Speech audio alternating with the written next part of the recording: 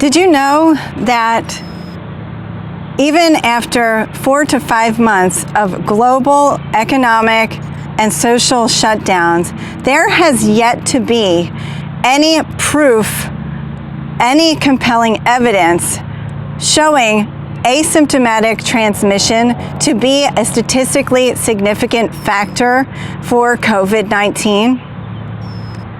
What that means is that despite scientists, researchers, and doctors around the world studying this virus, none have been able to find occurrences where someone with no symptoms has transmitted the disease to a statistically significant number of contacts.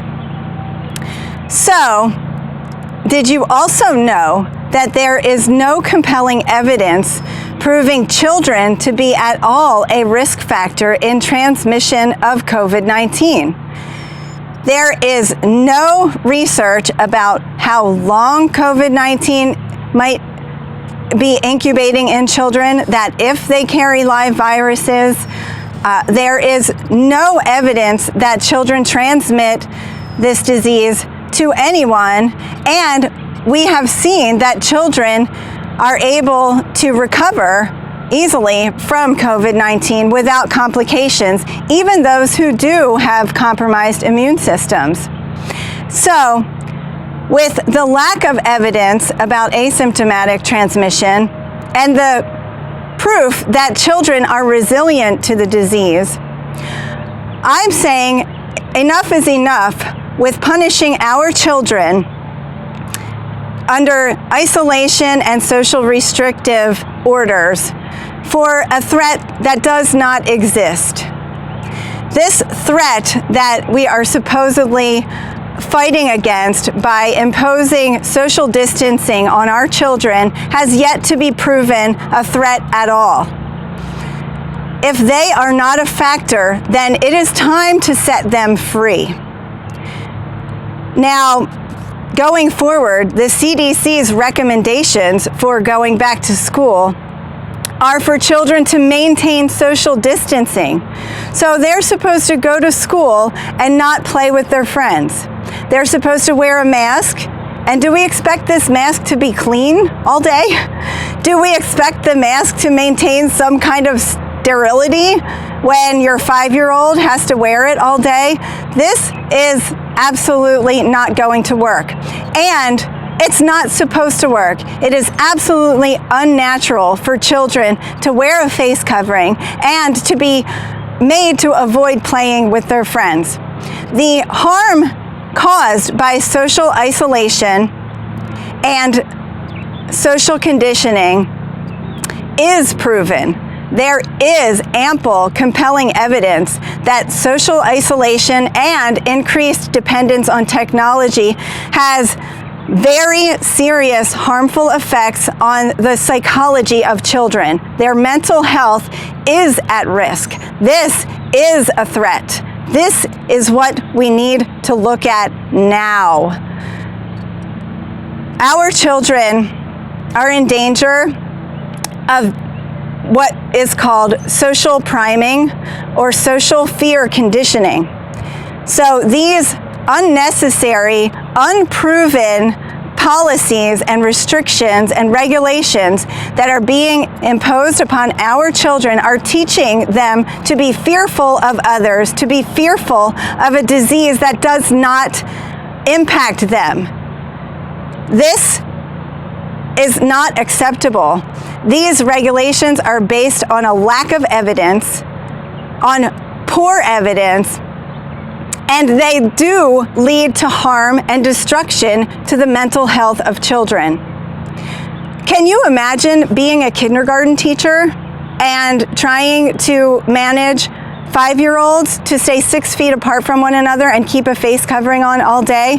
There is no healthy way that that can be achieved other than the use of social fear conditioning. I, for one, will not in any way allow my children to be conditioned to fear a threat that has not been proven to exist.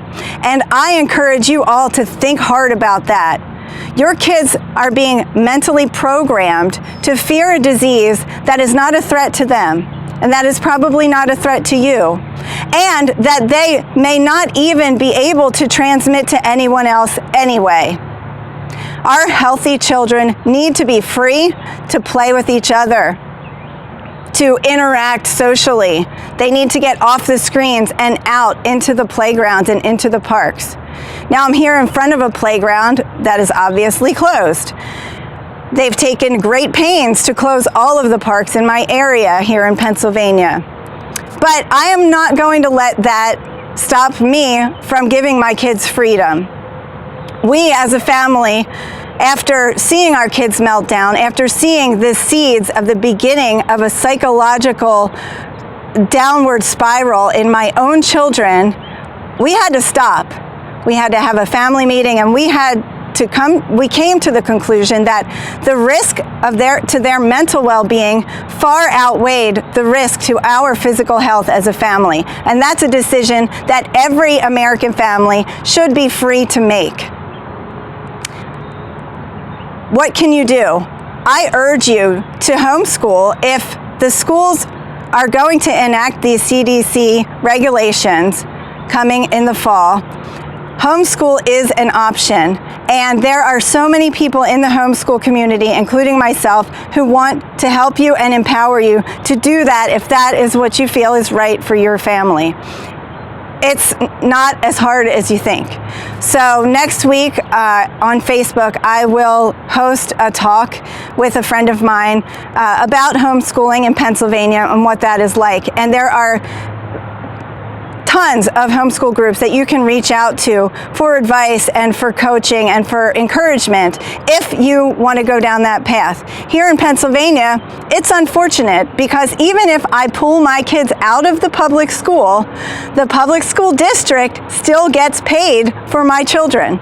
So every year, my local school district is getting over $30,000, maybe closer to $40,000 for my 3 kids being enrolled in that district, even though I've had to sacrifice an income and stay home to give them the schooling. They're still getting paid for it.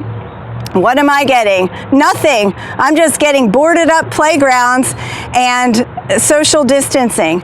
I'm, as a taxpayer, frustrated. I feel disenfranchised by what's going on, but I'm going to focus on what I can do for my kids, and I will not allow social priming and social fear conditioning to be imposed on them by the public school system or anyone else.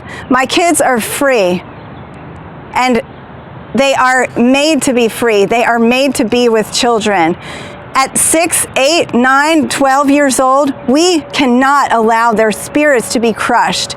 We cannot allow them to look to digital input as a way to meet their social need.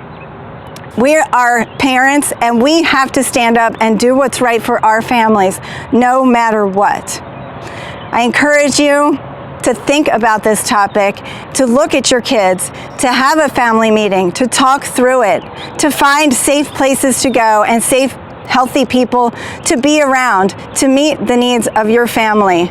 And if homeschooling is something you want to look into, please do it. It's been a great thing for my family, and I wouldn't do it any other way.